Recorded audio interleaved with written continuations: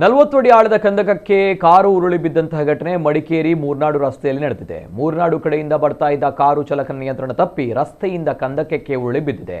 ಅಪಘಾತದಿಂದ ವಾಹನಕ್ಕೆ ಭಾರೀ ಹಾನಿಯಾಗಿದೆ. ಕಾರಿನ ಚಾಲಕ ಅದೃಷ್ಟವಶಾತ್ ಪ್ರಾಣಾಪಾಯದಿಂದ ಪಾರಾಗಿದ್ದಾರೆ. ಘಟನಾ ಸ್ಥಳಕ್ಕೆ ಮಡಿಕೇರಿ ನಗರದ ಸಂಚಾರಿ ಪೊಲೀಸರು ಭೇಟಿ ನೀಡಿ ಪರಿಶೀಲನೆ ನಡೆಸಿದ್ದಾರೆ.